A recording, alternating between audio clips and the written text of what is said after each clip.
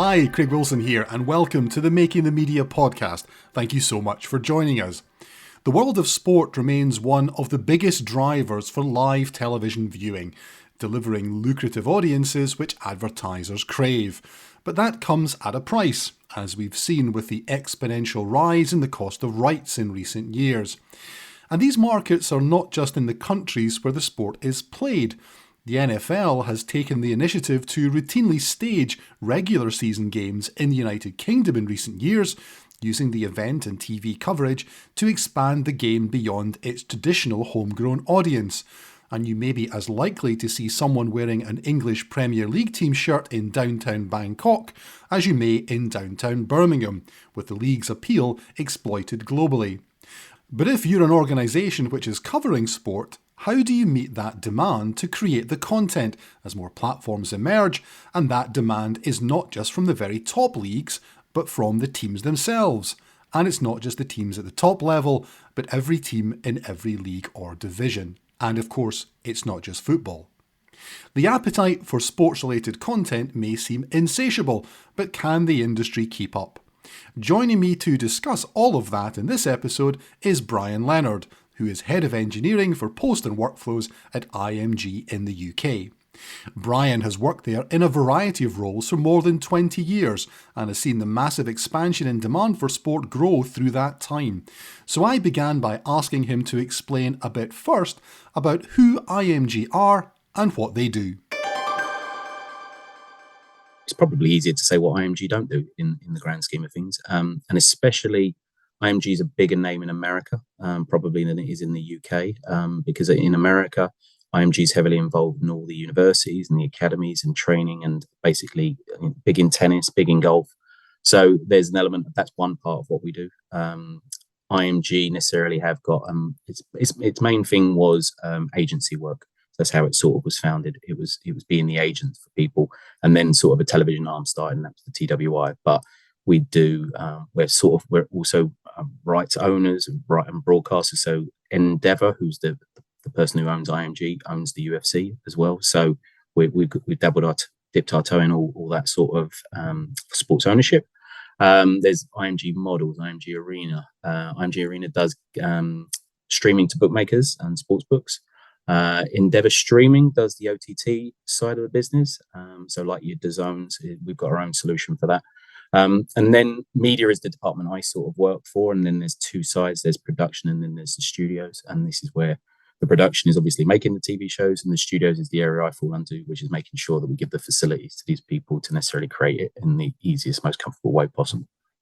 And the kind of facilities that are on offer, you mentioned there about, streaming, about teams, leagues, federations. The market itself has grown massively in recent years. It's not just about, I'm old enough to remember, Brian, perhaps you are as well, match of the day here in the UK on a Saturday night was maybe the only time you had a chance to watch football highlights, never mind actually watching live games. So that market has just expanded incredibly.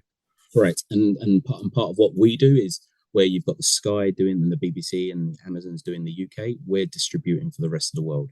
So the Premier League is pretty much 50% of our business. So, and again, even in my period of time, we've gone from having studios to necessarily, so it started off doing one game, then it was two, then it was all of them, then it was, and it's just literally feels like it's just, how do we keep on growing? So every so often we go back to the Premier League and say, we think you could do all of these new things. Have you got any appetite for doing it? And depending on where they see what they're trying to achieve, depends on where we go next.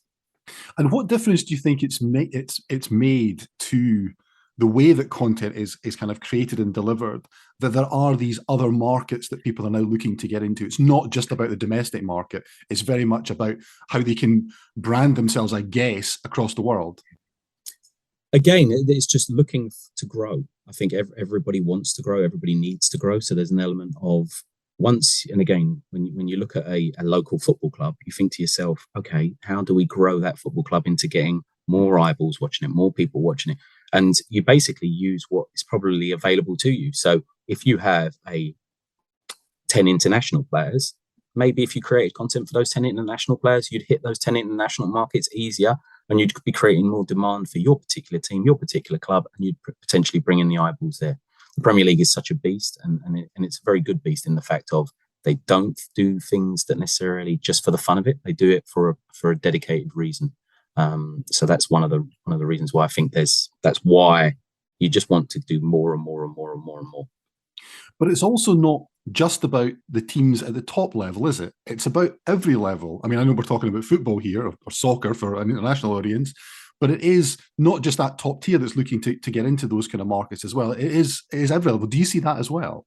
100%. So it's actually getting to a stage now where I actually think that the lower tier, and again, you can take this across any sport, has got more opportunity to do more things that are innovative purely because the bigger boys are very risk adverse. Because if they make a mistake, it's huge, it's noticed, it's publicized. And then you have to think very carefully of why are we doing this, for what benefit, and what's it going to bring the federation or the league or the broadcaster. So if you're a lower tier, you don't have those same constraints. So you necessarily can push the boundaries a little bit more. And if you make a mistake, then it's not the end of the world because you might have only seen a few people see it. But if you pick on something that brings eyeballs and everybody goes, wow, that was interesting. Wow. All of a sudden, other leagues, other federations are looking at you thinking, why aren't we doing that? And I always think that's the biggest compliment you can give to anybody when it comes to innovation. If all of a sudden you start doing something and then people start copying, then you did something right. Whether how you've financially gained from that is a tougher argument. But I see huge potential in the tiers below any big premiums. And again, it's whether the tier below sees it as a tier below, and that's also part of the problem. But you get to a stage where, if you look at Wrexham, and we've got nothing to do with the Wrexham operation that I'm aware of, that just look at the interest that's generated just by having two American owners, celebrities owning it. All of a sudden, I was hearing on TalkSport the other day, they were saying, a wife was asking about, a good non-league goal scorer. And that is just generating interest that was not there before. But because Wrexham are necessarily pushing the boundaries from that perspective, it's interesting. And it's interesting to us all. I'm one of the people who watch that show.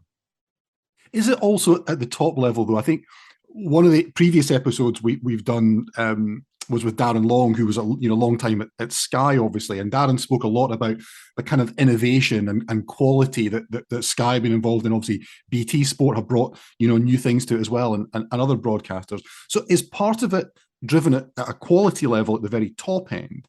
But I guess part of it, the other side, is about volume and about delivering that kind of volume of content. So I'm interested in how you've seen that develop. Giving you an example, what I've noticed as well is the manufacturers of televisions want you to necessarily go to the newest 4K TV, newest 8K TV. Sport has struggled globally to necessarily go into the next tier of UHD purely because I don't think the fan is seeing a huge benefit. But going to 4K, UHD, 8K means you have to treble, quadruple your costs in delivering that signal to them. And when you deliver the signal and they can't really see a huge difference, then why are you doing it? So that's one of the things where, again, Sky and BT had their own agenda for necessarily pushing UHD. So there's an element. And again, no one's going to deny it's better, but is it worth the additional cost is what a federation would necessarily have to take that into account. So that's one of the things. And on the delivery, I'm lucky enough to be at IMG where I see us sometimes as a tanker. So we're not necessarily the most agile all of the time, but what we can deliver is a beast. So we can come along and deliver 14 times the amount as someone else. So I always describe us as a tanker, but we've also got speedboats on the side that are delivering to digital and delivering to everybody else, and a helicopter and occasionally to necessarily get content to somewhere else. And again, we're always looking in the sky, seeing these two big jumbo jets or the AWS and the Azure, thinking, well, maybe we start delivering that way. So it's when you've got a beast like that, you can necessarily deliver massive amount of content. And it's what does a federation, does a fan want to see one polished clip, or does he want to see 75 different renditions of that clip? And it's always it's a tough one to work out who wants what, because you may want to see the story, but as a fan, I might want to see the specific action. And it's trying to please everybody at the same time. And so it's one of those things it's tough. Do you think football is unique in the way that it has a sort of dominance in the media in this country, in the UK? But I guess if you look abroad, if I've been lucky enough to be to India a few times, it's cricket that's the main sport there. We were talking just before we started recording about the American football, the NFL being in London. So in the US, soccer is growing, but basketball, ice hockey, NFL, they're still this baseball dominant sport. So from IMG's perspective, are you trying to look at the other markets and say, are there other things that we can do here that's perhaps not just limited to what you do in football? I think it's fair to say that everybody's looking at everybody. So, if I'm watching an NFL game and they do something, I'm thinking, oh, well, we could do that, and we could do it in a slightly different way to take benefit. I think part of the problem, and it's one of my struggles, is that we've been doing football very, very well now. And I think this is the same across all sports for 20, 30 plus years in television. So to come along with anything that hasn't already been tried is tough. And so if you're then going to do it, what was the benefit? So, there are times when you could say, okay, let's have 8K cameras all around the time. But if it costs you 75 times the amount and no one really sees a benefit, what was the point? And so who are you trying to please, and why are you trying to please them? I think one of the things is always harsh to a federation is when you see YouTubers out there and influencers doing amazingly well and they haven't got any content, and you're thinking, how are they doing so well? They're shooting it in their living room. They're shooting it with their, wash basin in the background. And why are they pulling in the numbers? They're pulling in the numbers because they're controversial. They're saying things that aren't going to be, no television broadcaster is going to come out with half of the stuff they get away with, because there's comeuppance. There'll be you'll be reported. You won't be allowed to do that. So what's allowed for the influence of this world is not necessarily allowed for the rest of us. So we're always competing unfairly, because if you come along as the official, we're creating official content for a particular federation, and it only brought in 10 viewers. But we could create unofficial. So you see then the unofficial content has got 1 million views, and you're like, well, what are we doing wrong? We've got the actual content, so on and so forth. But you have that problem of we can't compete. It's not a fair game. But that, and I feel like federations are starting to realize that, and there's an element of them actually putting content onto a YouTube as well makes YouTube a better platform, which potentially hurts their own platform. So you get into a stage where I wouldn't be surprised in time where more and more federations, more and more official sports really don't give a lot to the YouTubes of this world, because they see the little dribble in of money, but they're sitting there thinking to themselves, well, YouTube are taking a huge cut at that.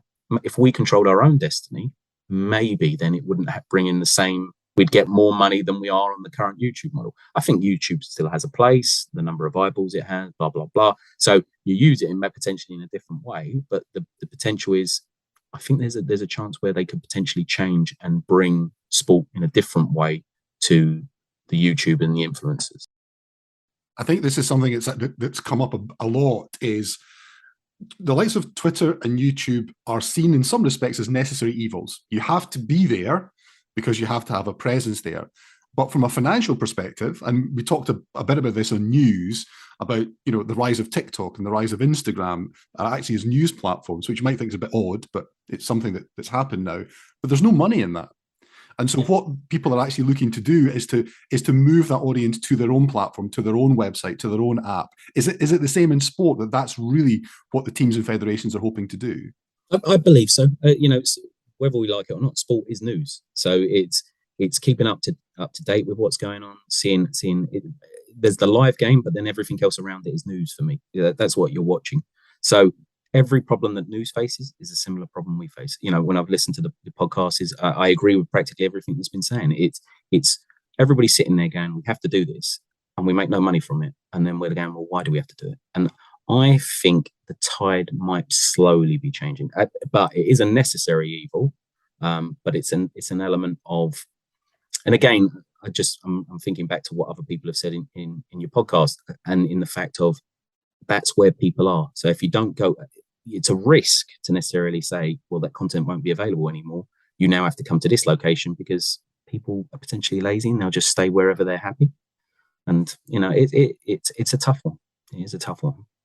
You mentioned earlier on the sort of Amazons and Googles of the world, and obviously cloud, delivery and cloud production is something that a lot of people are talking about. What are you looking at from that kind of perspective, Brian? Because I guess one of the things you have to assess from that is, is it going to make things better? Is it economically going to work for me? Where are you on that sort of journey of looking at the cloud? I think we want to keep our options open, and I think everybody does. I think one of the reasons why potentially we won't move fast into that world is that There's CapEx cycles we have to worry about. If we've got an entire facility sitting here ticking over available to do a job, why would we necessarily go to the cloud? There's an element that's a big factor for us. There's also that element of, why did you do it? If it's not going to be cheaper and it's not going to necessarily bring you anything better, in fact, it's going to be more expensive and it's going to be more complicated to do, but we're still trying to push it. I think the only thing it massively wins on is sustainability. So that is a big thing, and especially in the media industry. But there's an element of, you probably could do 4 or 5 other things to counteract that, and you'd still probably be in a better place. So sustainability is the only thing for me where it is winning. But apart from that, and that's why it's tough for there's people who, and it's frustrating when you still hear them saying, "Oh, I don't know if we can trust it." You 100% can trust it. There's no doubt in my mind. If big banks are using this technology, it can be trusted. No more than any other computer can be trusted. So it's one of those. But it's a tough one, because I'm struggling to see a huge benefit, because we've been doing remote broadcasts for 22 years, as long as I've been there. It's now a buzzword that necessarily has got a lot of clout. And again, I think there's potential. So giving you an example, if we can bring in all the core feeds for the main broadcast, maybe we'll necessarily give the content to broadcasters around the world to do a special section on the foreign player, their sport. So if you necessarily are doing a golfing event and basically there are 4 Japanese players, you can give all the content, put it into the cloud, and then they can cut their own show as a special red button channel in their facility. So it's about offering capability, offering solutions. I'm not seeing anything, if you're ever going to do a big Champions League in the cloud, probably not. But again, who knows, in time that might turn around. But at this moment in time, it's one of those that I don't think it's definitely coming. I'm just not sure whether the big boys are on board as much as they potentially will be in the long run. Yeah, I think there's a lot of assessment that's still going on at the moment. And one of the things that I think people are still struggling to get their heads around is actual total cost of ownership. Because ultimately, that's the one thing that, if you could look at it and go, okay, my total cost of ownership is this today, and this is what it would be in the cloud. And we've spoken to some people where it's quite difficult to actually do that kind of assessment. It's quite difficult to work out what these things are in terms of the actual real cost, I guess, of what you do today in comparison to what may seem an inflated cost of what you do in the cloud. It does give you more options. So, one of the other benefits of the cloud is, if all of our content was in the cloud, then potentially we could let AI access our content a lot easier. So there are benefits on that front. And again, who knows, the AI might come in and bring in a new technology that allows us to distribute 100 times the amount we're distributing. So there's an element of, no one's saying it's not going to win. It's definitely going to win. You just can't compete with those boys in the long run from support perspective. Because when I've looked at the support argument is, let's say we've got an amazing support guy who's really expensive, really good, amazing at what he does. That's only one individual. The cloud potentially could have 50 of those people offering to do me 24/7, 365 days at a fraction of the cost of my one individual. So they're in a strong position to necessarily, take over, but it's going to take time. You mentioned something there, Brian, that I think is quite interesting to talk about, which is about skills and availability of people. One element that we've talked a little bit about in the podcast is there's a sort of skills crunch I think a lot of people see within the industry kind of coming. Possibly some of it, the pandemic has kind of preempted, some of the stuff that's happened. So I'm interested in what your own assessment is of just the availability of people to do stuff. We've talked a bit about the explosion in the amount of content that's being created. Do you see that as something that's a challenge? 100%. We're struggling to find good staff. And so there's an element of, I don't know, because again, it's not only a problem for us, it's a problem for the entire industry. So I think what it potentially might do for the industry is stunt growth. So there's an element of, if I can't find the people and we can't find the people, then we can't offer what technology might be able to do, because we haven't got the people to support it.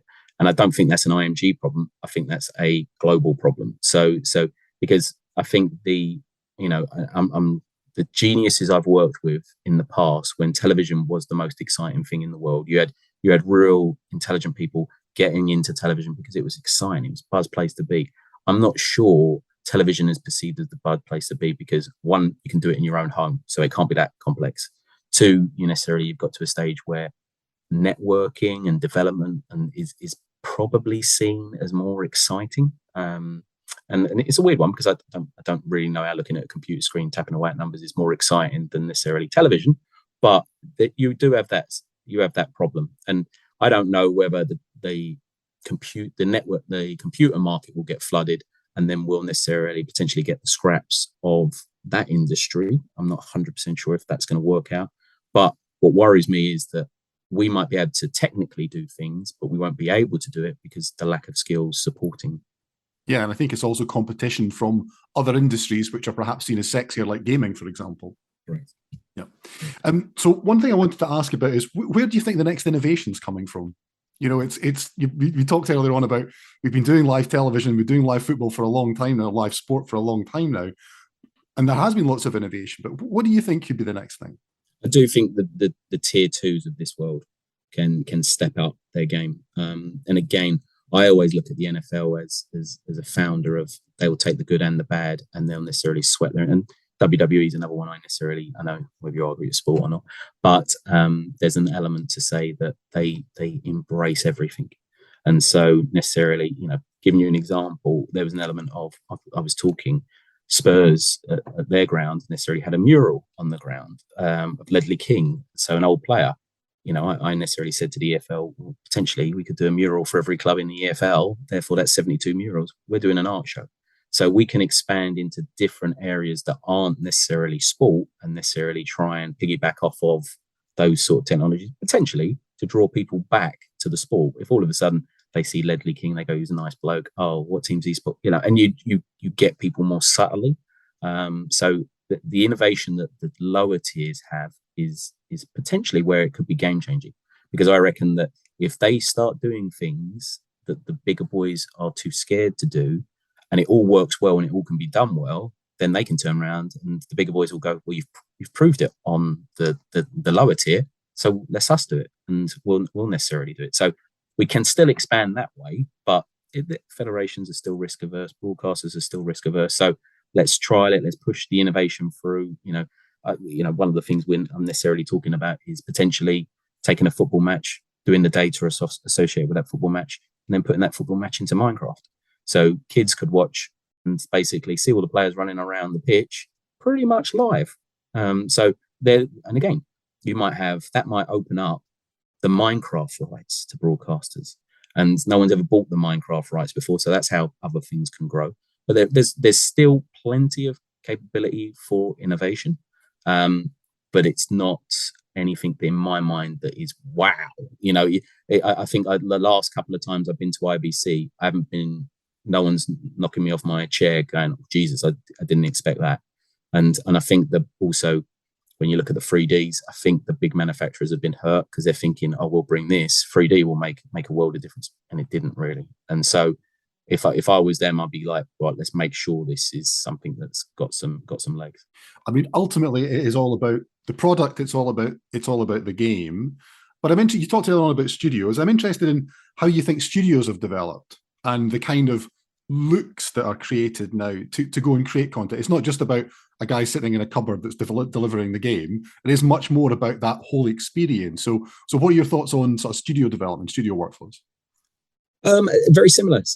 We've been doing studio for a long time. I think there's an element of, I find that the green screen capability is getting better and better and better. So people can't tell you're in a green screen as often, as easily.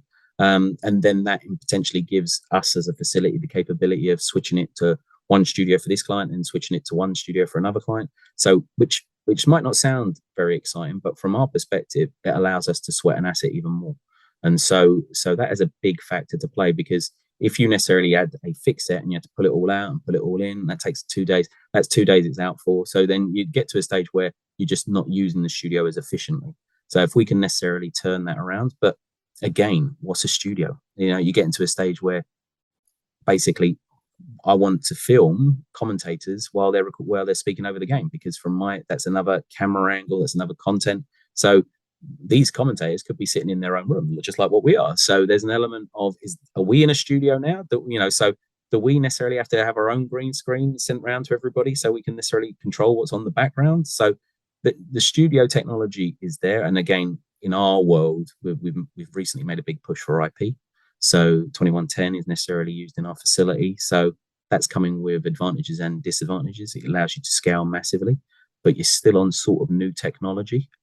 So it just feels just like SDI did for me. When on your first SDI matrix, you had quite a decent amount of problems. It was a little bit flaky. And then over time, it became more stable. And I'm 99% sure that's what's going to happen with our IP matrix. But again, let's see what that brings. I think it just brings scale, cost effective. So hopefully that helps answer. As you head into the winter period, where obviously it's a very big focus of football here in the UK, we've got the World Cup that's coming up in the next little while, which I don't know if IMG are directly involved in that. But what do you think? What are you expecting to see from the World Cup? Because that's normally a place where people do perhaps try some different things. I don't, and again, this is the ridiculous thing of IMG. I'm sure we are involved. I'm just not sure where. So, but from an IMG Studios perspective, we're not that heavily involved. I know we're going to be doing stuff hopefully for the Rugby World Cup next year and the Women's World Cup next year. But for the actual football, I wouldn't be surprised if a lot of our staff went out there. A lot of the Premier League staff potentially that skill set necessarily goes out to a tournament when the Premier League's not running. So that's quite a nice little, so there'll be people out there, but they'll probably not representing us. I'm not expecting any groundbreaking technology. I'm sure they would necessarily try and push some stuff. I think the VAR element is necessarily going to have, and again, this is just me being a football fan, is going to have a new change to it in the fact of answers will be given for offside a hell of a lot quicker than they have been in the past. So I'm expecting the technology actually on the pitch to be probably the most exciting thing. I'm not expecting the technology broadcasting wise to be any different than the last tournament, to be honest. And we'll see how England get on and Wales get on in this one. Of course, Scotland not being there. I was going to say, I'm sure you'll be wishing us your best. Of course. So Brian, listen, great to talk to you. Lots of things we've covered. I know you listen to the podcast, so you know the last question that is going to come. So what is it, if anything, that keeps you up at night? I think it's I want to do more, but I'm held back by politics, and the politics is the thing that stops us from doing more. And so politics is the thing that keeps me up at night. So and again, I don't think we'd be any different to any other broadcaster, any other manufacturer, but it's that obstruction that really does prevent us from pushing boundaries and doing more. Thanks to Brian for joining us on the podcast. What do you think about what we discussed? Don't forget, you can get in touch on social through any of the Avid channels, or with me, I am Craig AW1969 on both Twitter and Instagram, or email makingthemedia@avid.com. If you want to find out more about sport, then why not check out the show notes with links to another podcast episode with Trevor Pilling from the Olympic Broadcasting Services as he discusses the massive operation to cover the Summer and Winter Games. And if you want to know how editorial teams collaborate in all this content, then check out the links to the latest information on Avid Nexus Shared Storage and discover the benefits it can bring to your editorial teams. Please share the podcast. We're always on the hunt for new listeners and subscribers. Just choose your preferred podcast platform and subscribe to get notified when the next episode is out.